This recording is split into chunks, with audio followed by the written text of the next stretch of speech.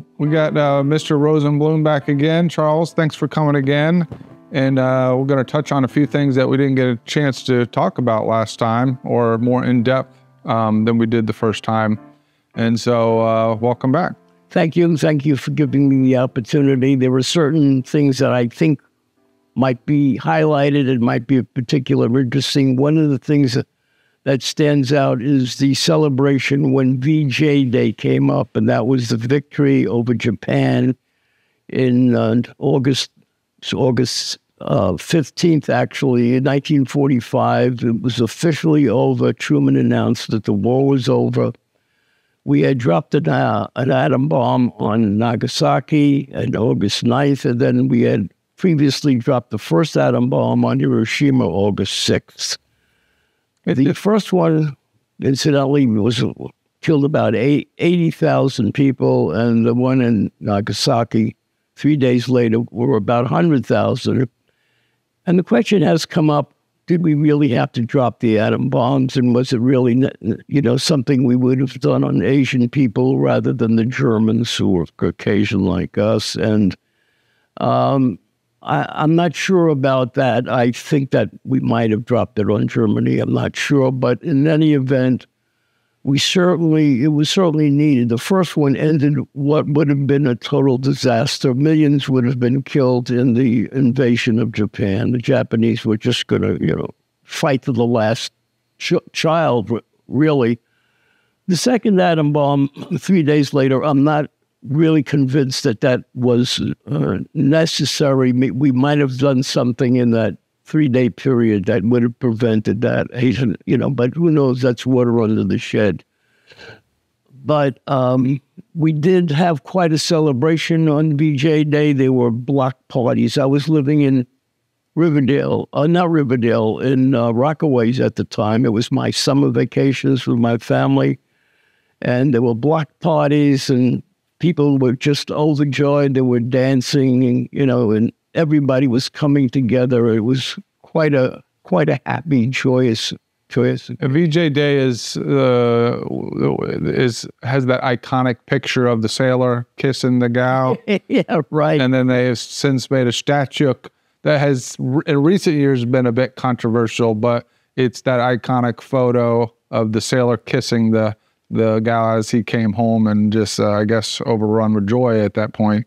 That was, I think they have one in Sarasota, and they have one, I think the original is in San Diego. That was shot in Times Square, and it really was a little incident where they found this nurse, and they got her into the picture. Yeah, it was quite a special occasion, It was a unique time historically, and in that summer, I was busy in Rockaway selling Good Humor ice cream on the beach. I was carrying, on a weekend, we carried loads, double loads, baskets, and made pretty good money. And we talk about 1945, I would make $25 in a day. Mm-hmm. And my cousin, who was a plumber, said, gee, you make more than I do, selling ice cream on the beach. So it was a very, very special time, that ending of the World War. One second. This one. Sorry about that. Go ahead. That was, in 1945. I then graduated from high school. When we would go to our prom, I lived in New York City, and the place to go for your prom was in New Jersey. There was a Palisade Park, and there was a nightclub there where Sammy Davis Jr. would be performing. It was the Will Maston Trio at that time. It wasn't Sammy Davis Jr. It was the trio featuring Sammy Davis Jr. And that was a place that we would go to celebrate prom night. It was a special thing, whether it was my prom or my girlfriend's prom. Wow, what a treat. Yeah. Sammy Davis Jr. for a prom celebration. Bill Miller's Riviera was the name of it. And, of course, it doesn't exist anymore, unfortunately. But that was a place that the young people like myself would go to celebrate our prom night or something very special. Oh, one more thing. This.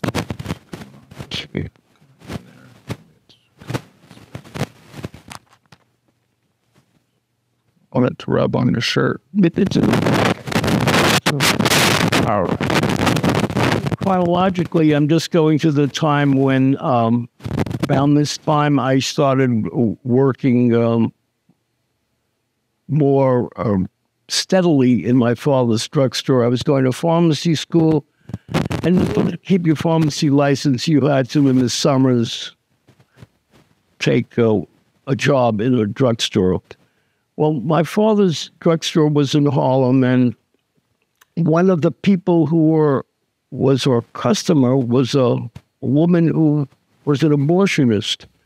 And it's kind of interesting because it's 70 years ago, and we're going back to the same kind of, sort of touching on the same issues. At that time, abortion was illegal anywhere in the United States, except for medical reasons. If you needed to save the woman's life, then you could have a medical abortion. And most people's ideology is probably a bit more conservative back then, I would imagine, or in the cities, was it still pretty progressive?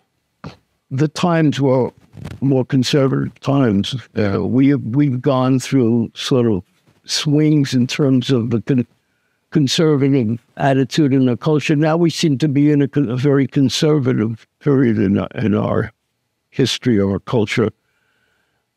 At that time, my father would supply a catheter to the woman who would do these abortions, and also ergot. Now, this was all illegal, If they were caught doing that, conceivably could have gone to jail. But I guess the atmosphere was such that, well, he wasn't, we didn't really think he was going to get caught. Nobody. It's kind of like a speakeasy. You kind of like a speakeasy where everybody knew it was illegal. Right. It's almost like. Oh, I'm sorry. Excuse me. I should have shut this off. Shut mine off.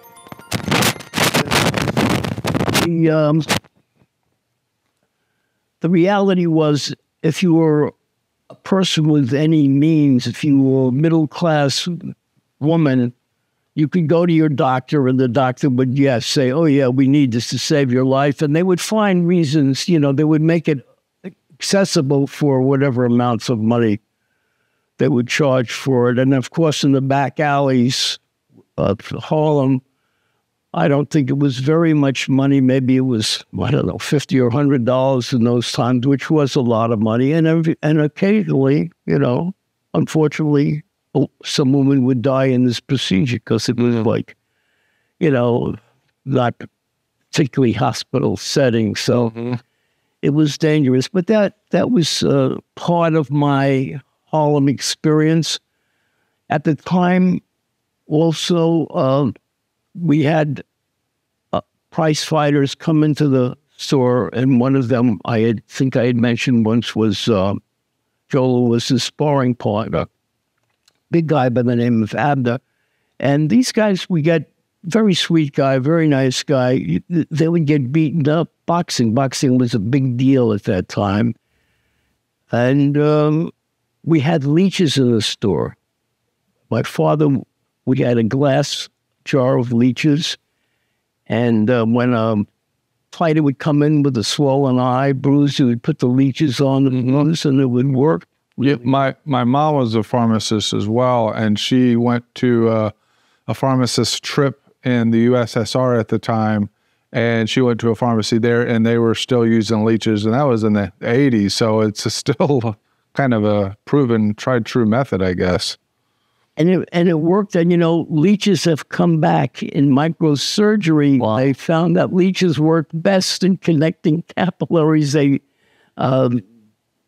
reduce the difficulties of blood passing through one vessel or another.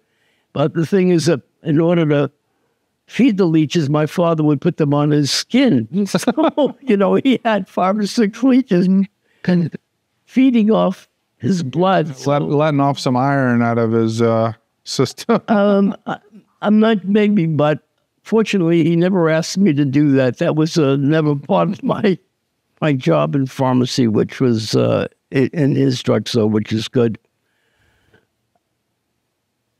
There was a period of time when I was having a rough patch in my marriage, and I got divorced, and then I had to go to Mexico to get a divorce. Divorce was not legal anywhere in the United States except Nevada, where you had to have a 6-week residency. So you couldn't, as we do now, or as we had done before Roe versus Wade, you could get an abortion readily.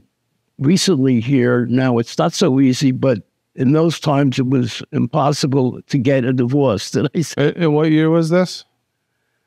Talking about 1960s. 60s, wow. And I went to Juarez. The idea was that Mexican divorces were recognized as legal. So what somebody like myself would do in those circumstances, we go to El Paso, which is on the border. Then the next day we'd move into Juarez, walk into Juarez, get a divorce with a Mexican lawyer, get the paperwork done, and that was all legal in the States, and that worked. The only other exception was adultery. Adultery was acceptable for a reason for divorce, legally. Mm-hmm. And of course, those were also arranged sometimes, those adulterous situations were manufactured. So you go before the court and with all that, it would be prearranged.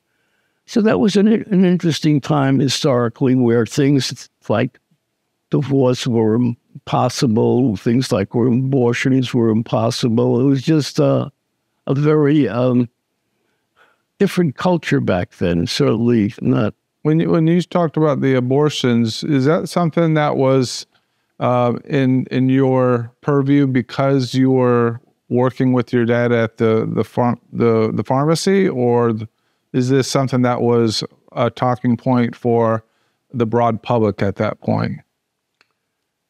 It was, as you would mention, it was sort of like prohibition. It wasn't something that was out there, and Caucasian people, white people, would not go to Harlem for an abortion. Mm-hmm. It was too iffy, and they would be too concerned, with regard to the sterility of it, the safety of it.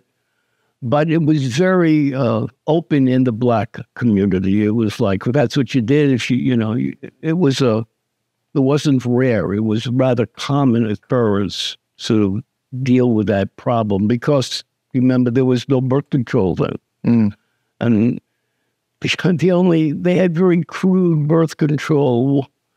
One was, we used to sell a sanitary sponge, they call it, for 25 cents. And that supposedly would be access to spermicide. And then women would do other things which they thought would be enable them to have safe sex, which wasn't the case at all.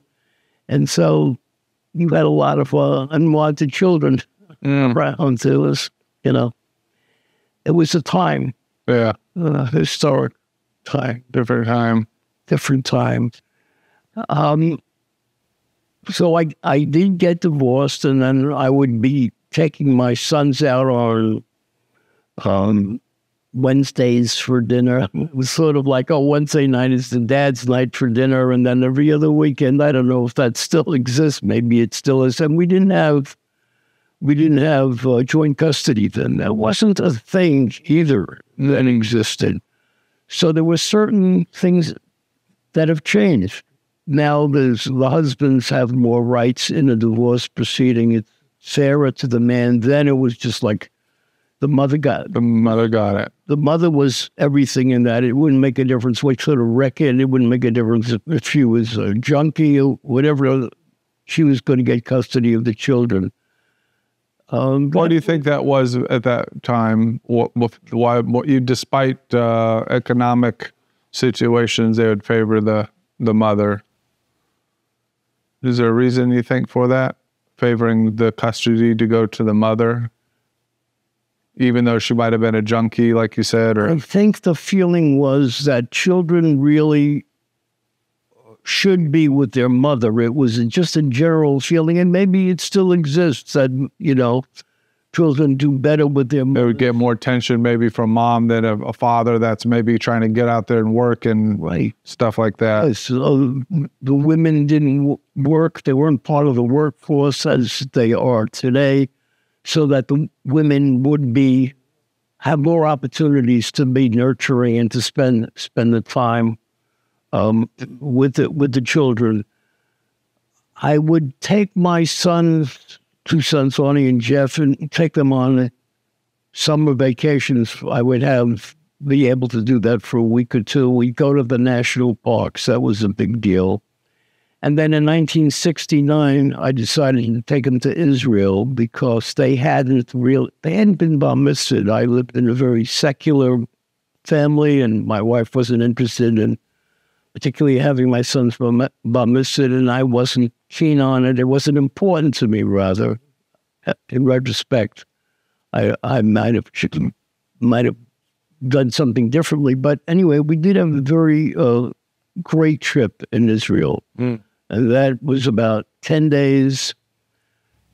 In 69, it was 2 years after the 67 war. So everyone in Israel was very heady. It was a very time of good feelings, of strong feelings. And we did take a trip. Part of the tour was on the Sinai, and they had terrible battles in that Sinai area. And when we were there only 2 years later, there was still remnants of that war. Was there fear of landmines and stuff like that? There were landmines, but we saw like a blown off foot of an Egyptian soldier was there with, still with a shoe. So it was like pretty unsettling. I mean, that part of that experience, the trip to Israel otherwise it was very educational, and we just learned a lot historically, and we traveled pretty much the whole country, and I did film all kinds of film, and unfortunately, the 16 millimeter film that I took didn't turn out as well as I would have hoped. At that time, we stayed in Tel Aviv in a hotel. The name was the Dan Hotel, I believe, and it was only 6 stories high. That was the highest building in Tel Aviv at the time. And now when I see pictures of Tel Aviv, it's very hard to believe that it's now like Miami. Skyscraper after skyscraper. It's quite a different country now. On your trip during that time, were you able to see any of the holy sites in the Palestine side, or was that obviously off limits, or what was the political? We were able to go to the historic sites. We were able to go to Bethlehem because in the 6-Day War, the Israelis did capture West Jerusalem. And I guess they conquered probably all of Jerusalem. But anyway, we had the run of Jerusalem. We had going to the church. There was some very special churches. I think there's a Church of Epiphany, I believe, and very important Christian and some Muslim religious buildings also we were able to go to. Of course, one of the things that you were struck with was just the difference even in 69, in the Israeli side of the border and the Palestinian side of the border. The difference was like really night and day. I mean, here you had a community that was, I wouldn't say thriving, but they were successful, and the Palestinian community was just years behind, decades behind in terms of progress and nutrition and the whole thing, the well-being of this. And And that's only 30 years coming off of World War II. So was that progress made then, or was that just a difference in the culture, or what is it? It was a difference in the culture, and it still has persisted to this day that the Palestinians and the Arabs have not done as well as the Western world in that area of the world. The Jordanians do well, and of course, now things have changed with Dubai and Saudi Arabia and all these very wealthy Oil. Arab. Yeah. They've become like Disneyland, I think, Dubai. It's like, But I'm talking about the guy that you would meet in the street, the person, the young man or woman who was probably didn't have a great education. They were really struggling. Yeah. So that was quite a learning experience. What was your impression as a young man that, with the Muslim culture? Because I know you've had some experience in New York City with dealing with the Muslim culture, but being in a country where that is the predominant ideology, could you get a sense of what that was like when you visited the Palestinian side? It didn't have the presence that it has today. It didn't have the importance in our society. It was a very closed, I don't want to say backward, but they were sort of in the sticks, if you will, culturally. So it was a religion that seemed benign enough. I mean, we just go there and, it wasn't politicized then. It was just personal faith, and they just did their thing. Nobody seemed to bother them. Right. They didn't seem to bother anyone. I mean, of course they had this terrible wars. They've been having terrible wars over there.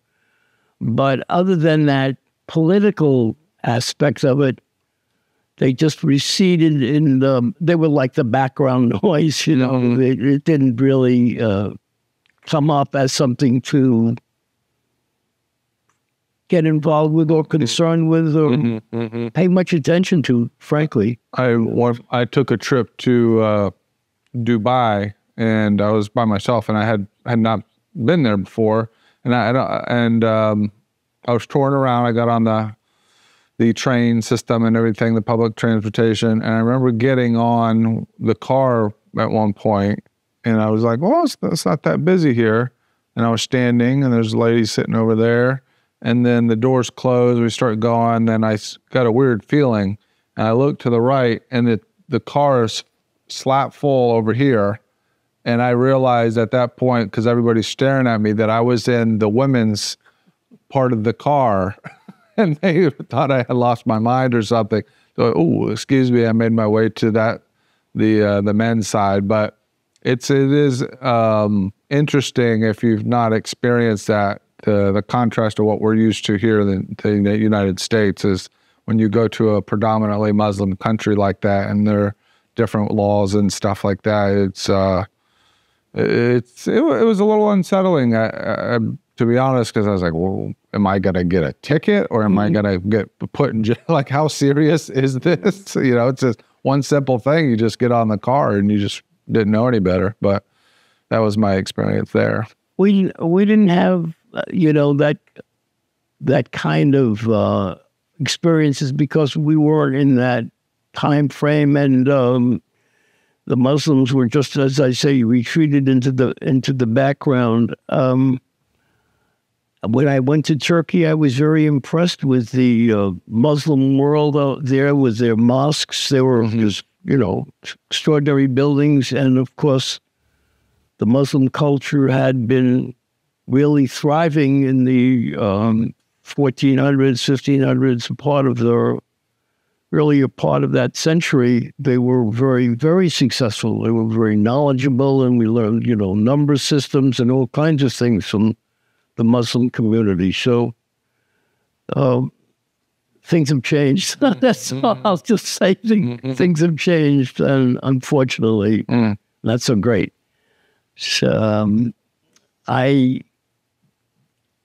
speaking of Muslims, when I had my drugstore on 125th Street, you may have heard of the black Muslim culture there. There was Malcolm X and Farrakhan, and they were preaching on 125th Street and Lenox Avenue. There's a stage. There was a permanent stage that the fellows would get up and they would be spewing a lot of anti-white rhetoric and white devils. And there were times, frankly, that I agreed with people like Malcolm X when I heard them speaking about how the black culture had been oppressed by white people, and it was disconcerting, and it was a part of their anger that I thought was well placed. But then it got, as I had mentioned, it turned a little ugly, and it was just that anti-white rhetoric became more acceptable in the community. It became part of what a lot of, not a lot, but some of the community felt. So the hostility to white people got a little more outward. But in 1971, there was a Muhammad Ali, Joe Frazier fight. It was a really big deal. And it was done in Madison Square Garden, but there were so many people who wanted to see it that there were different locations around the country and in New York City where you could go into a movie theater and pay for a ticket and watch it on a big screen television. Not live, right? Was that a replay at that point? Well, was it broadcasted? Yeah. Wow. Yeah, it was live. And I took my sons to an armory on 135th Street and Lenox Avenue, I think it was. We were the only the only white people there. In the black community. And, we're talking about 1971. We felt perfectly at home, perfectly safe. We weren't threatened, or there was no problems. Just as, if I went to the Apollo across the street, there was no issue of there's a white guy there, or it was just fine. But it was very exciting because so many people were rooting for Muhammad Ali, and then I think white people were rooting for Frazier because at the time Muhammad Ali was in much of the white world. He was looked upon favorably for all kinds of reasons. Unfortunately, didn't want to be a conscientious objector, and all kinds of stuff went on with him. He's kind of the people's champion too, in a lot of ways. He was kind of a likable. He was a persona. People's champion, right? And he was a black advocate, a very effective one. But at the time, the community, the white world, wasn't really ready to hear or listen to or accept the things that he was saying. Of course, later on in life, he became kind of a hero, and everybody really appreciated him in his later years. He had Parkinson's and all that, but he was a very decent human being. And when you watch the life history of, you have to be impressed with his integrity and the kind of person he was and his intelligence. So those were interesting times in Harlem. The reason that finally I left was one day I was chasing some fellow who shoplifted something out of my store on 125th. I don't remember what it was, but my father had taught me that you go after the shoplifters. So here we are running in the street after these black guys who may have a bottle of shampoo or whatever they stole. And I was running after this guy. I don't know what they were expecting to do, really. And he had a stick, and he turned around and he hit me with the stick hard. So that changed things in my mind. I thought, this isn't very good. So I said, okay, I'm going to go and get a gun. Nobody's going to do that, you know. I'm going to shoot the next guy. I mean, if that ever happens again, there was no next guy, fortunately. So I went into the local precinct, 2 or 3 blocks away, and I said to the captain, I want a gun, you know. And you could get a gun easily in New York if you were a shopkeeper, particularly, I guess, in Harlem. There was not a big deal giving you, but it was a white captain in the precinct that he said to me, not a good idea for you to have a gun. If you do have a gun and you use it, you might as well close up because that'll be the end of your business. It was good advice because regardless of what the circumstances were, if that unfortunate occasion would have happened, that I would have had to close. Because of the retaliation? Yeah. Yeah. Whether it was reasonable or not, there would have been a lot of black anger toward the white shopkeeper, and it did make a difference whether it was justified or not. And one of the things I remembered happening soon after I left 125th Street, the Korean fella had opened up a grocery store or some shop, and I think he found the kid shoplifting or something, and maybe he hit him or possibly shot him. And all shocked and came around and was very angry about it. The community was very angry about it. They burned this guy's store down, and of course, you know, it was very unfortunate. It wasn't a question of was it justified or not. No, it was black and white, and it was similar to the O.J. Simpson thing that happened. You know, black people thought that he should have been acquitted, and white people thought that he was obviously guilty, and it was kind of one of those situations, and that's what it really crystallized for me. It wasn't a place I wanted to be anymore. I didn't have that comfort zone. I didn't have that really good feeling. I just had a wariness all the time. Had that feeling, the tension it seems like you're describing in the beginning of your career towards the end where you decided to move it, is that the tension had elevated over time, and then that had led to more hostility over time. Do you think there's a direct cause for that? What's your reasoning for the culture in the black community changing over time? Well, you mean changing from the docile community or the... Right. I think they got empowered. I think that they didn't want to, take it anymore. They were tired of the abuse. They were tired of the lynching. And the segregation, and then eventually it all kind of came to a head at that point, and then enough is enough. In the 60s, they were very angry, and I remember one of my earliest memories was very troubling. The front page of the Daily News, when I must have been about 6 or 7, had a picture of a black guy being lynched, and that affected me, even though you're 6 years old or 7 years old, that's a horrible thing to do. And so I grew up with and many of my friends did, and many of my, sort of in my culture, that's very abhorrent, that the treatment that black people have suffered over the years. So it started out, it sounds like when you were a kid in New York City, you were living in a neighborhood that was a little bit more diverse with different cultures and stuff, and different migrants from different countries and things. And then over time after the war, you had more African Americans migrating to the city for opportunity. And at the beginning, it was a good relationship with, say, you as a storekeeper and servicing your community. But then over time, with the demonstrations and various political tensions, it led to an empowerment and a more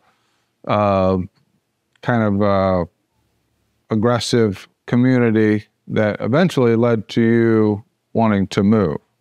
So it's you saw quite a arc of a different spectrum of Yeah, yes, it was quite different. In the 40s, working in a black community, as it might have been in the late 60s and mid 70s. It wasn't a comfortable place for white people to be. Things have changed. I think that 125th Street is different now. One of the things that happened to me personally on 125th Street was I had a business that was successful because there were so many black customers, and I think I was an asset to the community. So there were enough drugstores around. God knows, people didn't need another drugstore, but they found I had a niche.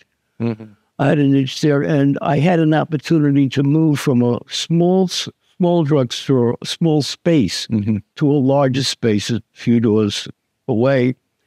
And the question came up, well, who are you going to sublet your store to? I still had 3 or 4 years left on my lease. It was only about a year or so that I was, that the Cushman Bakery went out of business a couple of doors away.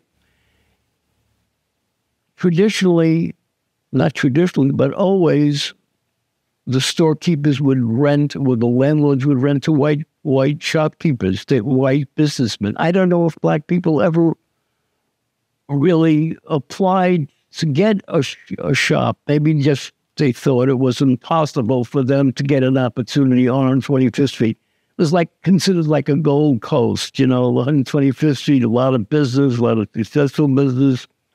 And I knew somebody, a black beautician, who had asked me if there's ever an opportunity on 125th Street, let me know. And I did rent the store, my store, to them, sublet it. And that was like a breakthrough. Mm. So I think that I was part of change, and that for the better, I would like to think, I did things that were out of the ordinary, that were not expected. You expected to go along with a certain crowd. Yeah, let's keep it going. Let's keep it white. Let's keep it this way. Let's keep it that way. And even when I was in college, I was in a fraternity that only had Jewish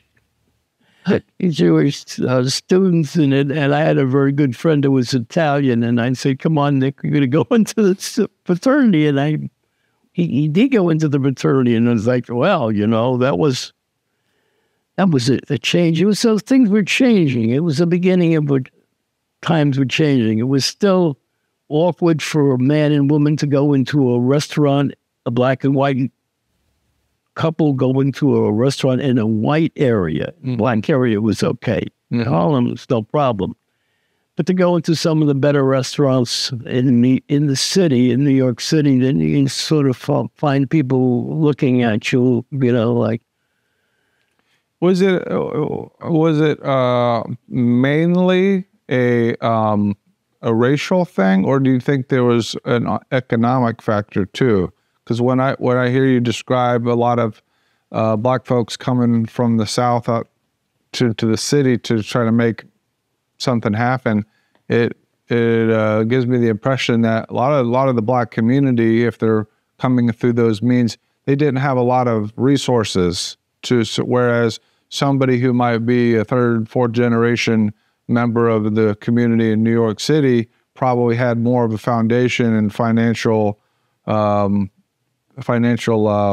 maneuverability to start a business and things like that. So how much of it do you think was purely racial, and then the association with black folks in that community probably didn't have much money?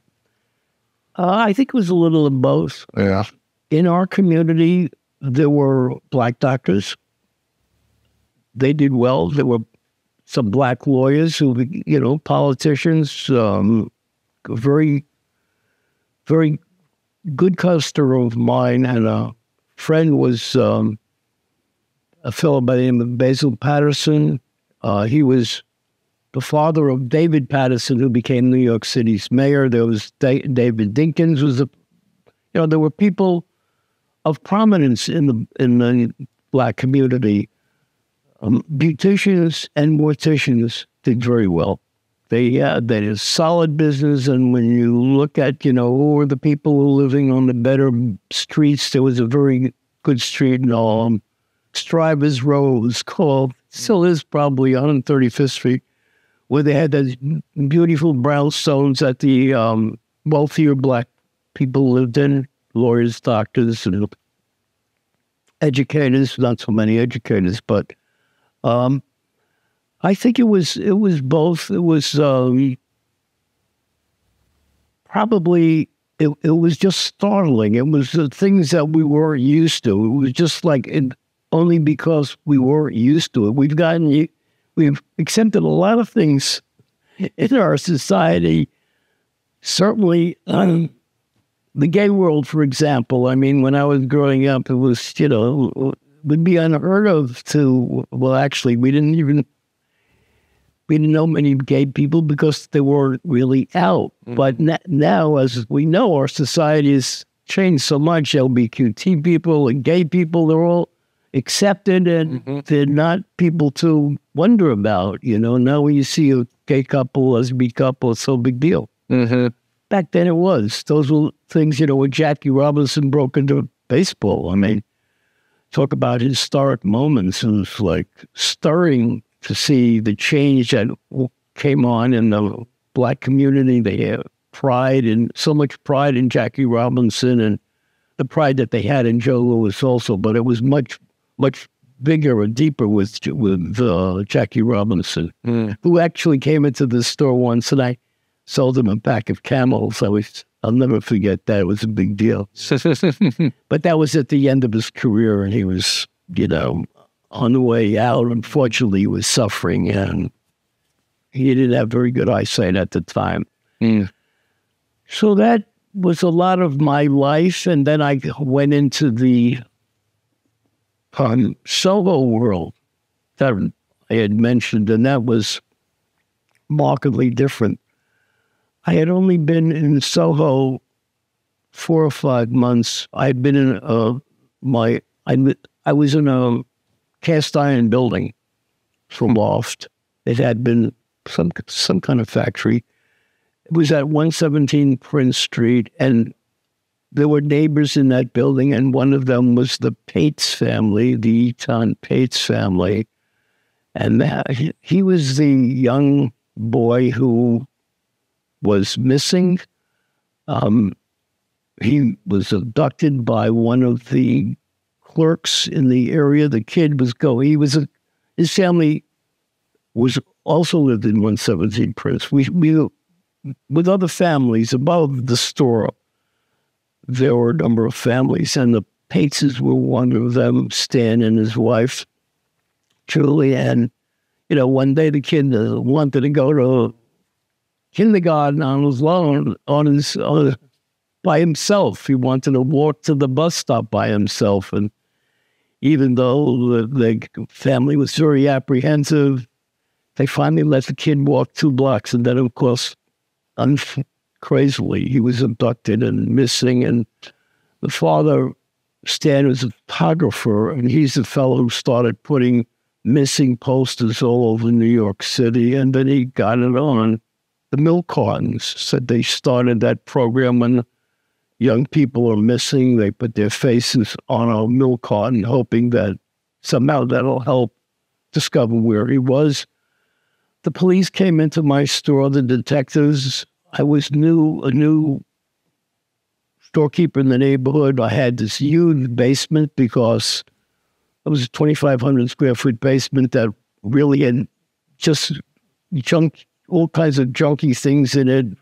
I had never utilized it. I mean, when I came into the business, I didn't do anything with the basement yet. It was just a mess. And the cops went in there and they were searching, any old trunks that they found. People would leave their stuff in the basement before it developed, and searching. So that was kind of a, historic thing that happened. Unfortunate historic thing that happened. Did they find him? Did they ever find him? They never found him.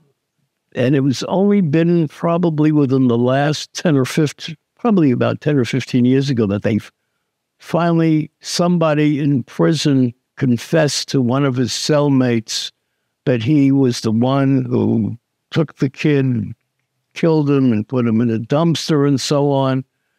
And I think he finally was declared dead, but it was only about 15 years ago. They were still hoping, the family was still had their fingers crossed, and very tragic. Wow. Yes. So that family started the Face on the Milk Carton campaign. Yeah. Wow.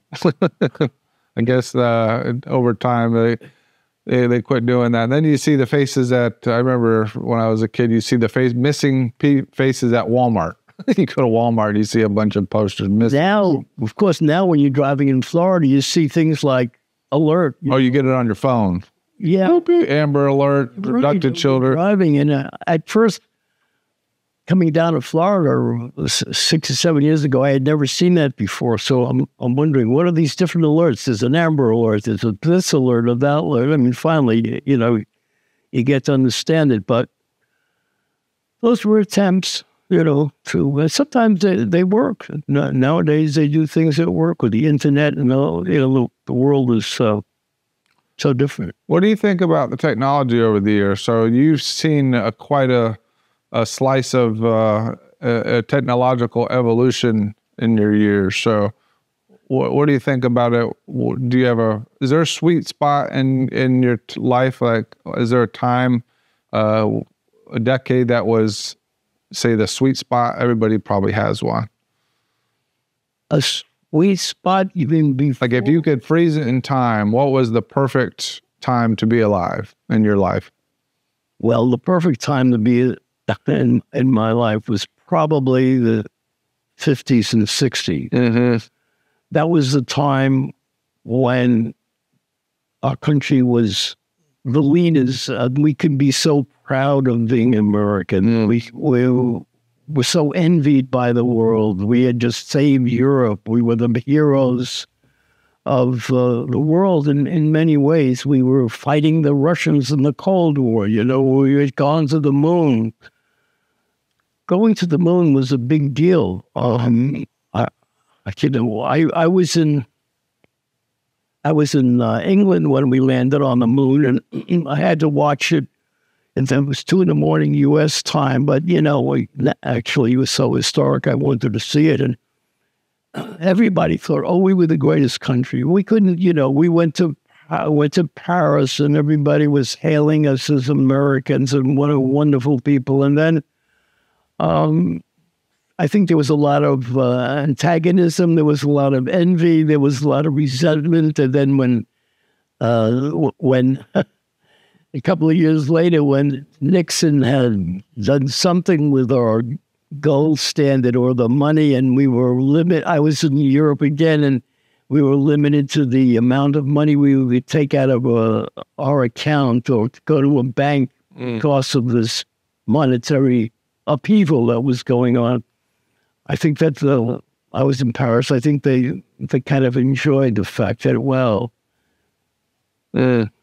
it's nice to see the Americans suffer for a while. And then it seems to me, frankly, that things have gone downhill, that I just feel that we go on a slide, a downward spiral, and there doesn't seem to be much we could do to stop it. As far as technology goes, this is a wonderful era that we live in. It's amazing times. The things that I've lived through, I'm thinking also of the time that, like, my father lived through it. He was born in 1907, I believe. And if you looked up in the sky, you rarely would see a plane. It was like, an event when a plane went up in 1907, and then my father lived to see us land on the moon. So where do you go from that in terms of technology? How amazing is that? But, when you're a kid, when I was a kid, you look up at the moon, you don't think we're ever going to land up there, So that was a great time in our history period. And then I think Then we went into the Korean War, and my woman I married, her brother was killed in Korea. He was a young fellow in 1950s. We were involved in Korea. He was 16 years old, and he wanted to join the Marines, and finally the parents signed for him, and when he joined, he went AOL. I mean, he must have been AOL immediately because I guess the Marine basic training was just too much. So they caught him, of course. He went home. Where does a 16-year-old go when he goes AWOL? And as punishment, I guess they rushed him through basic training, and they send him to Korea. That was like, and I don't think he was there 2 weeks before he died. I mean, he just, And then you come time for the Vietnam War, and they had the draft, right? They had the draft. I was older. I was not eligible for the draft in the Vietnam War. My children were getting to be of that age, my sons, and I impressed upon them that there was no way that they were going to go to Vietnam. I mean, if we had to go to Canada, I don't know what, I wasn't ready to send my sons off to this ridiculous war to get killed or slaughtered or hurt. So fortunately, it was over before they had to escape, if you will. So yeah, that was a pretty awful time historically for us. Yeah. Really, I mean, so we lost 58,000 people in Korea. We lost 58,000 people in Vietnam. I mean, suddenly we get on a spiral of just... Yeah, well, we went from the 50s where this moment of national pride and I feel like you had a real victory, and then following it, you had these periods of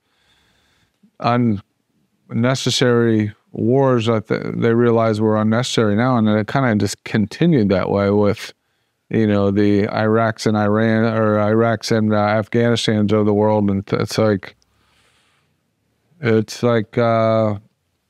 what Eisenhower warned of the military-industrial complex, and I think with all the information now, it's hard to kind of propagandize these wars and international skirmishes in a positive light. I think everybody gets the information. So I think they get the information to understand that this is not really serving our national best interests, and it's on a sense of pride coming out of the Afghanistans and Iraqs of the world. Or the Syrias, or it's like Syria countless. Was a pretty bad place, and now we're involved in the Ukrainian mess, you hear people saying things like, "Oh no, there's going to be no troops on the ground." I mean, well, they know we are not going to go for another war, another one of these slaughters, Yeah. So it's just not a good place. Yeah, the world is not in a good place now. We with all of our film transfers, I look back at the 50s. I agree that was, to me, the sweet spot. I don't know what it was, but there was a sense of decorum. People dressed up, still were kind of dressing up, and kind of had a sense of, they just look a little more put together, I guess. But at the same time, when I watch the film, there's a childlike quality to the people, even the older people. I recall specifically this video had this grandma. She had on her just like flowery dress, and she had her hair done up, and she had her pearls on and stuff. And they were doing one of those gags where they're coming out of the car door and then going back behind, and they had members of the family just circling and like an infinite people getting out of the car. Oh, yeah. And it's a little bit of a gag, but you wouldn't see people doing that in this day and age. And that same grandma, later on, she was playing with the grandkids, and she was on the playground, and she slides down a slide, lands right on her butt in the dirt. And I just think that you wouldn't see that in today's age. I know there were I'm reminded of Fetterman, the senator, going into the Senate in short pants. This recently happened that somehow the Democrats, Schumer said, it's okay to wear anything to the Senate. And they didn't know the guy was going to show up in sneakers and short pants because he changed it. Yeah. There's something that's not right about that. I just don't feel comfortable. You don't have to wear a tie, even a jacket. But, a jacket would be nice. I mean, it is the Senate. You go in with short pants. Yeah, a little tradition never hurts sometimes, having a little bit of decorum and dressing up. You always feel nice when you dress up to go to a wedding or something like that. And I think that's a good feeling for a reason. But there's something about that era that you didn't seem to be assaulted with advertising and branding in the same way. I mean, you had your Coca-Colas, you had branding, but it wasn't like everything you do now with your phones and the TV and it's branding everywhere. You go to the market and you're just littered with little brands and advertisements everywhere you look, and it doesn't seem to be slowing down. To me, I don't like the aesthetic of that.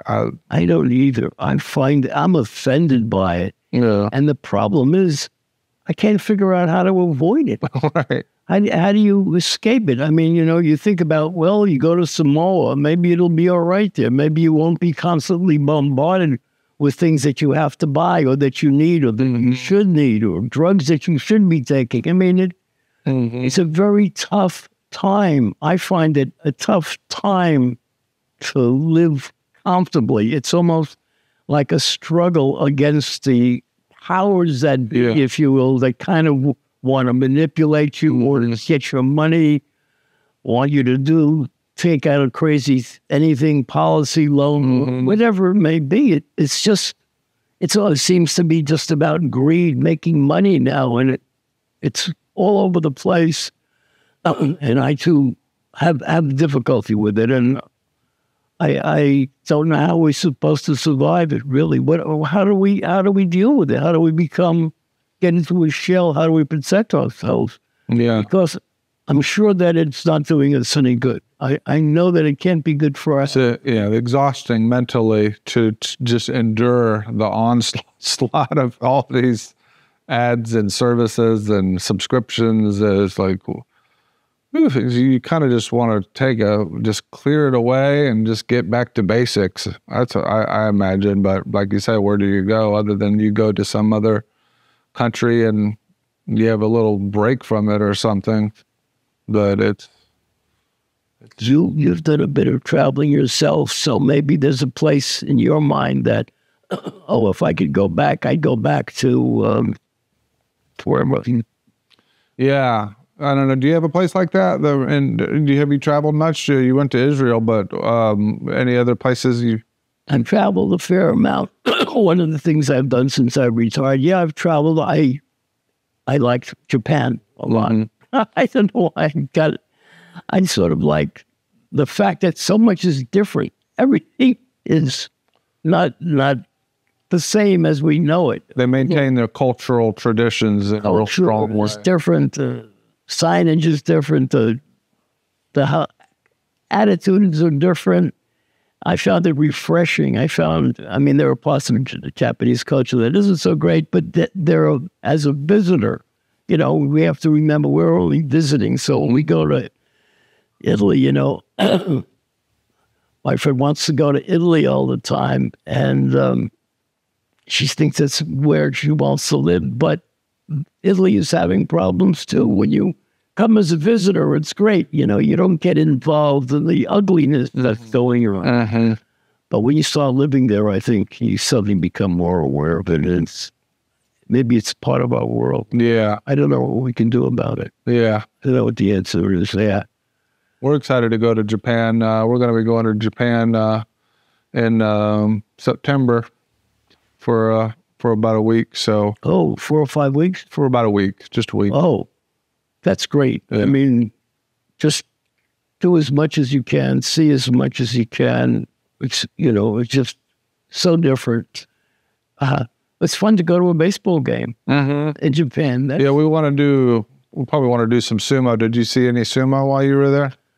Yes, sumo wrestling, and it was discouraging to find that some of these wrestling matches are fixed.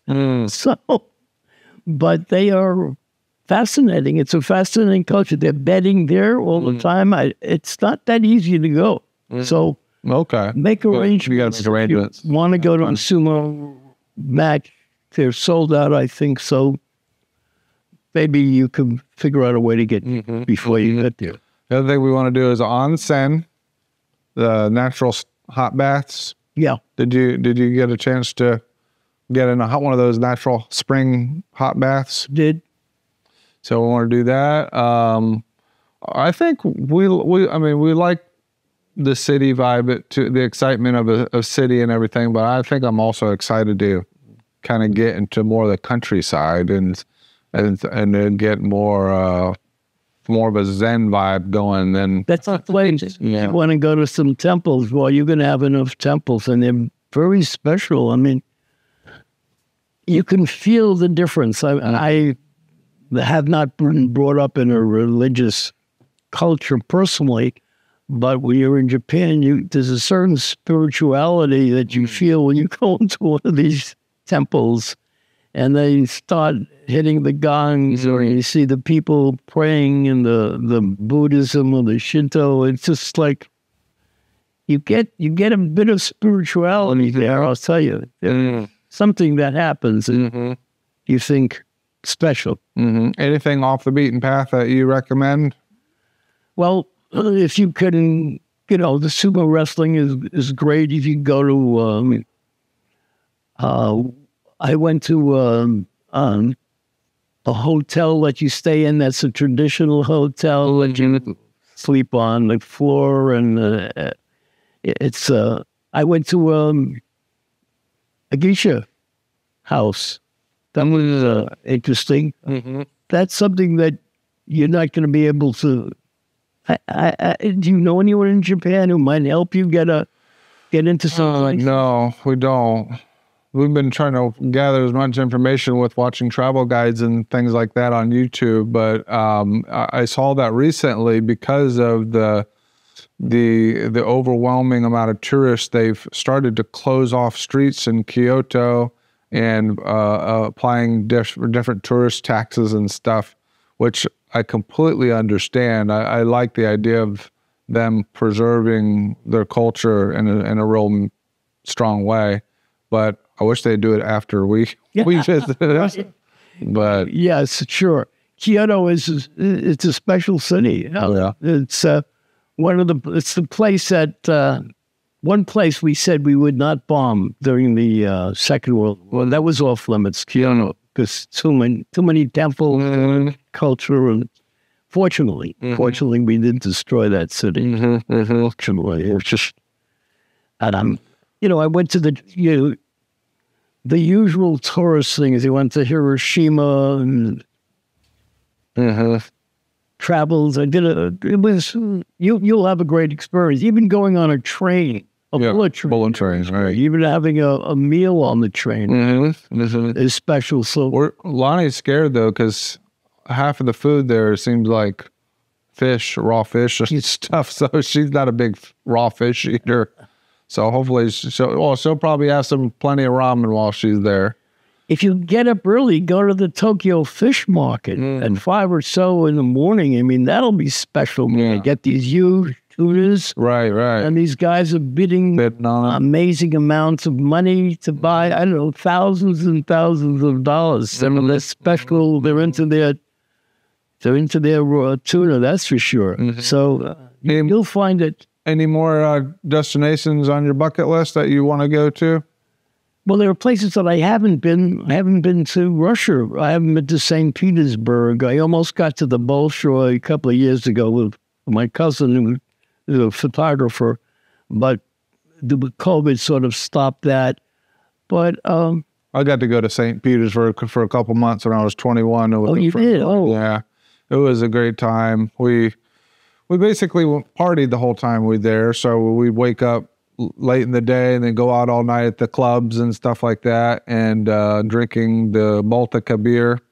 And it was a great time, though. It was. We had some Russian friends that were opera singers that took us around.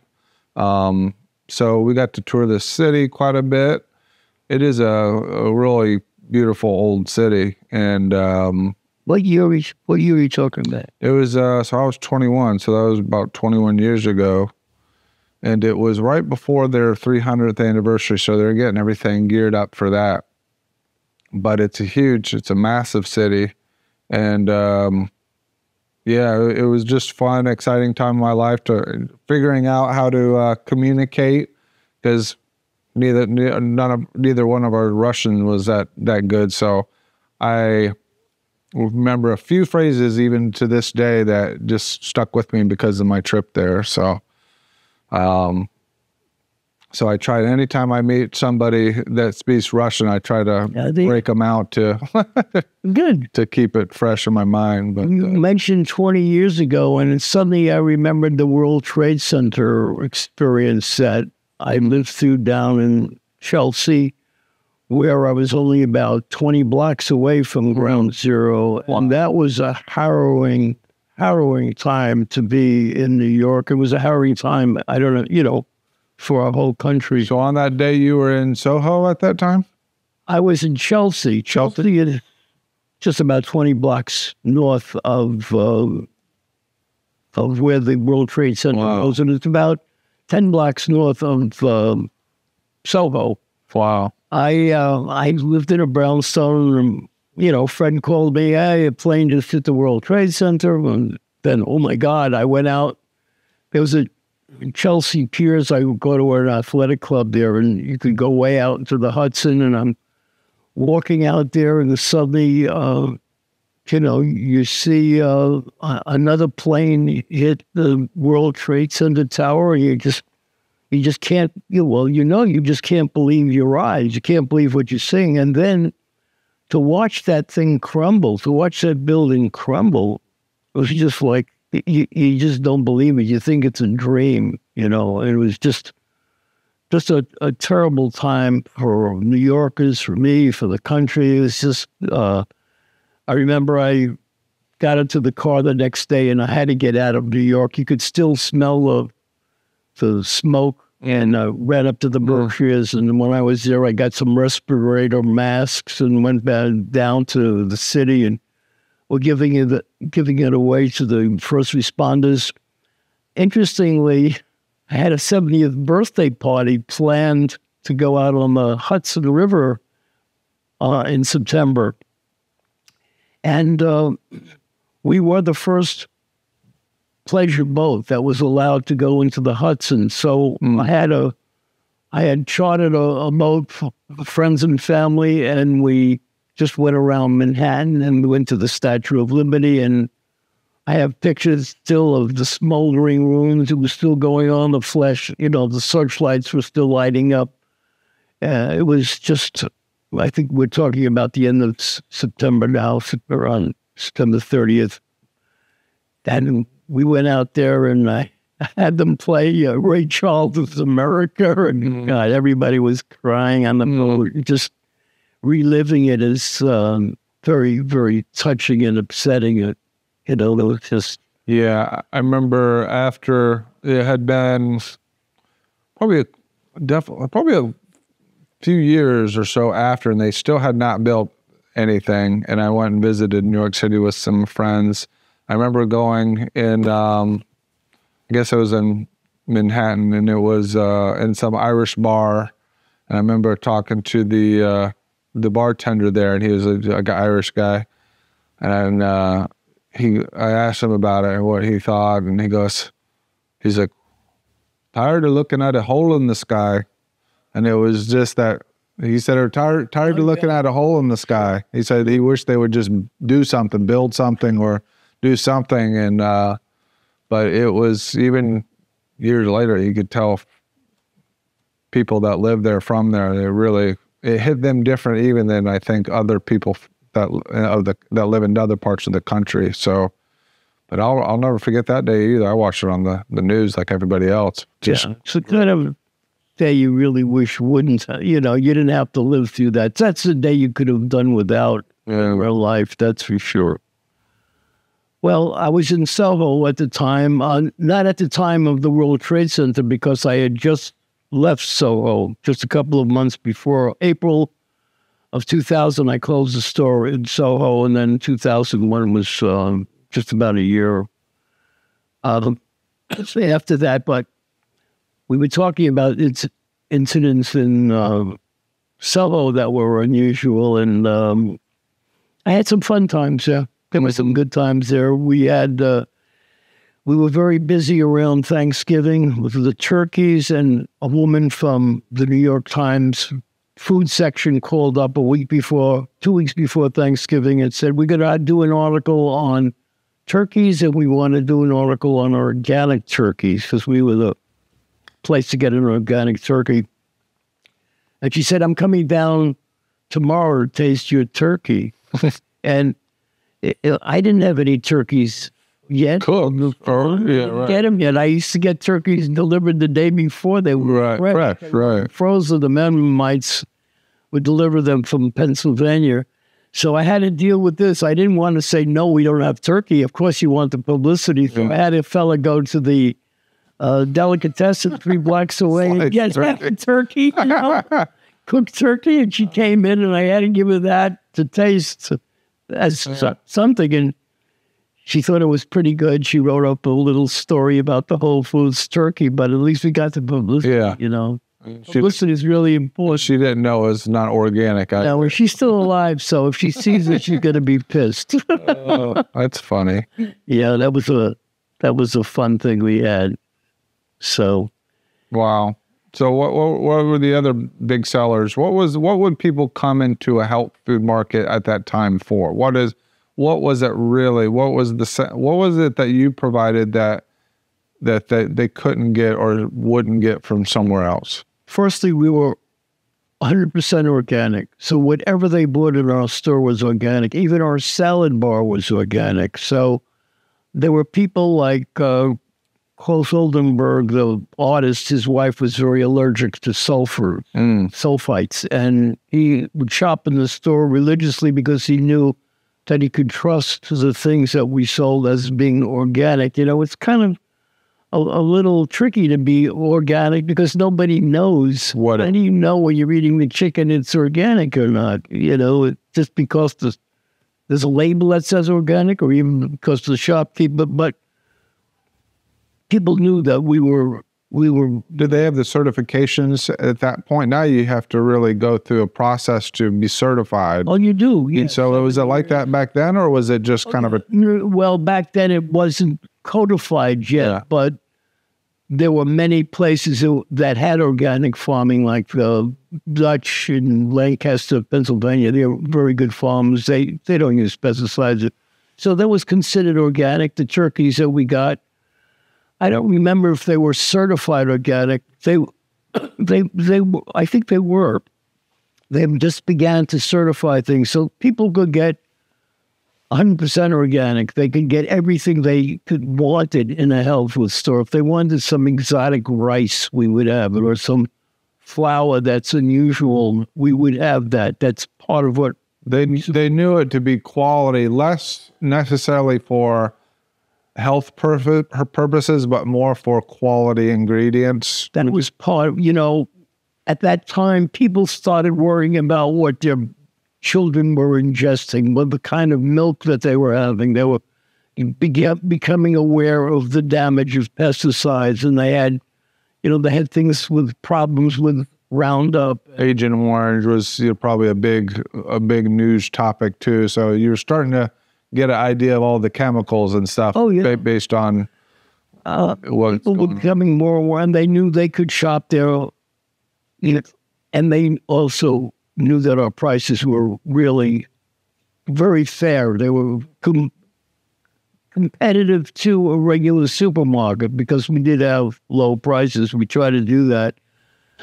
They would come there for bulk foods. We would have, I remember when we sold organic rice for 39 cents a pound, which, you know, you had to go into a bin and scoop it out and that kind of stuff. So we had honey that you could just pour from them. We had big vats of honey that you with a spigot.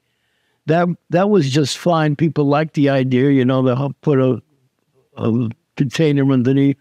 That worked fine until somebody would turn the spigot on, put their jar underneath, and then decide to go and Get something else. The next thing I know, the floor was covered with honey, which was not fun. Yeah. As you can imagine, that was not a great thing. And then we knew our stuff. We had people who knew about vitamins and knew about herbs. That was another thing. We did a big job with herbs, and also vitamins that came into their own. People started taking multivitamins, vitamin E, all sorts of stuff. So health food stores started to become a destination, and we were the top health food store in the city. There was no Whole Foods there then. There wasn't the big Whole Food. Kind of commercialized in the same way. We were way before them. So we had all those customers, and many of them coming from all other boroughs of the neighboring suburbs to get things that they couldn't get anywhere else. When you go into a Whole Foods today, how do you compare it to the kind of business you ran? I'm just blown away with the size and the variety and how huge a supermarket it's become, you know. At my time, a 3,000 square foot store was like a big deal health food store, but you go into a Whole Foods now, it's like huge. And they've got all kinds of things, many different kinds of coffee. They're not 100% organic, but they are a very good source of food, and I understand they were expensive. I think since Amazon bought them, they've kind of come down a bit in their pricing. But it's just amazing how the supermarket, with the size of a health food supplier, has just geometrically exploded. You know, I'm blown away, and I go into the section of vitamins or breads or coffees. Yeah, they have a lot of different exotic ingredients and all sorts of stuff. Yeah. So it's very impressive. I feel in some way in New York, I was part of that. I was part of that movement at the beginning that helped health foods be where they are today, because the success of stores like mine and other stores led the supermarket world, the big supermarket chains, to look at health foods more seriously. And also many of the food companies started buying up the health food brands and the whole food products. So what used to be our rice cakes, what was made by a particular company, special company, was bought out by a major oat supplier, a big national company. But they've kept it. They're smart enough. Maintain the integrity enough. Yeah, they otherwise, I mean, that's the, if you lose your integrity in the health food business, I mean, what's the point? Yeah. You just become any other food store. Yeah. You lose your reason for being there. So that's the most amazing thing in my experience. Is like, I think, gee, could we have done this? I guess we could have, But I had a problem with finding employees. It was very difficult to get employees. You have to be passionate in that world, because you got to know all these obscure ingredients and stuff. And also, there wasn't the labor pool. I think we're going through some of this really today, where business people have restaurants here in Sarasota can't stay open 7 days a week or 6 days a week because they don't have employees. They can't supply the foods because there's no money. And also what's happened, if you've gone to a restaurant recently, is the prices have gone sky high. Yeah. So that's another time that we're living through, which is not so great. Well, before you go, let's take a look at some of your artwork you brought in. You had asked, what have I been doing since I'm retired? And what have I been doing is making wood sculptures. So this is kind of fun. People enjoy them. I have different color combinations, different sizes. They just evolve. And nothing is planned, you know. I don't. Is it inspired by anything particular? No, I don't know what it is. It comes from somewhere in my head. I have no idea what. Somehow it just seems to work artistically or geometrically, or something about it works, or they just evolve. I get it. When I first saw it, I got a sense of, you know, like the cartoon devil tails, and because of the color, obviously. But these little points and stuff and the curls, it reminds me of like the New Jersey Devils logo or something. Oh, yeah, right. Something. Oh, yeah, right. That's right. But, or hearts, you know, you get the kind of these round shapes in there too. But what do you call this piece? Anything particular? I don't know. I mean, if I were to display it, I would just call it red on red, because that's what it looks like. But I just wanted to show. I'll get that. While we're here, I brought something else that you might. I'll get it. Oh, would you pick it up? Yeah, I think it's better for you to do it than me. We had talked about how Soho was really an unknown place when I went down there. When I printed a shopping bag, I had a map on there so people would know where Soho was. Whole Foods in Soho. And 117 Prince Street, New York. And that's where the store was. So wow, look at that. That's cool. This bag degrades in sunlight, recycle. Or something meets FDA requirement. So even your bag, I mean, that's important part of everything. Yeah, but in retrospect, I was naive enough to think that it was really recyclable, but I doubt that this bag is recyclable, really. I know it says it, and I'm a little surprised about it. This feels a little different than your average. It feels... Well, maybe it is, but hopefully it is. I mean, I wouldn't like to think that we will just... To avoid danger of suffocation, keep this plastic bag away from babies. They put that on all. They have to put that on all plastic bags, but I don't know. I wonder if it's really recyclable. Where did you live in relation to where your store was? I just lived around the corner. Oh, wow. I was living on West Broadway at the time, so it was easy for me. So you just walked to work, huh? I could walk to work, and that can be a blessing or a tragedy, because you're always just a couple of feet away from the disaster, too. And then you got these little icons for the different areas. You got Little Italy over here. What is this arch? What did that say? Washington Square Arch in Washington Park downtown in Soho. Well, it's right on the border, and this is where... Washington. Yeah, Washington Square. You would ask me... Art? Oh, that was just because it was an art district. Galleries. Galleries had come into that area. Shows, and this is where you had Broadway up there or something? You got Broadway here. What did this show signify? That's it's the Broadway show. It was just a reference to where we were, I guess, in New York City in relationship to other things. But it worked. It was a nice bag. Well, I mean, my couple trips to New York, it really left quite a impact on my memories. And I hope one day to take Lonnie there. I hope it gets a little bit more safer, I guess. It's safe. It's really safer. You know, New York is always getting a bad rap. People are always saying, "Oh, New York is so dangerous. How can you live there?" It isn't really. It's probably, in reality, one of the safest cities.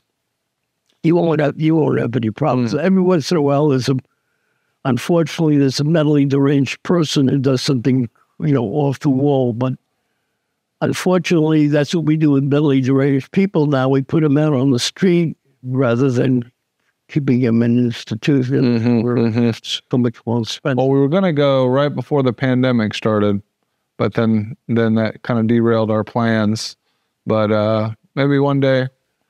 There are a lot of great things in New York, and some of them are really free. You can walk on place called the High Line. I don't know if you've heard about it. It's an elevated park. Yeah. They build on an old. You could take the Staten Island ferry for nothing, zero, which is unusual. Go back and forth to New Jersey, to the Staten Island anyway.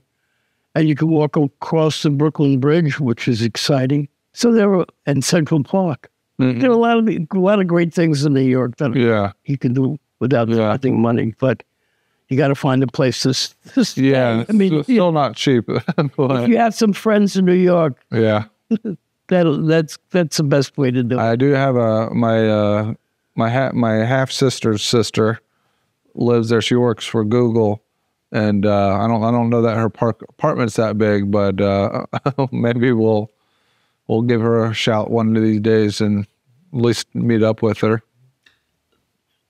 Google is a neighbor of mine works at Google, and we're 3 blocks away from it. I live on 20th Street, and there's some great markets there. It's just a fun place to go. Yeah. That will probably always be the same throughout time as a cultural and artistic hub. So it's always got that, even despite its ups and downs. But thank you for sharing all your experience and what it was like living there, and all the things you got to witness in your life. And we're happy to have you again. Thank you. Thanks for the opportunity. And I hope that some of the things I've talked about will be of some interest, and will give some people a little insight as to what was going on 70, 80 years ago. Well, it's interesting to us, and I'm sure some other people find it to be interesting as well. So thank you. I'll come back when I'm 100. Yeah, next time you come back from up north, you come see us. Thank you. Thanks, Charles. It's good to see you.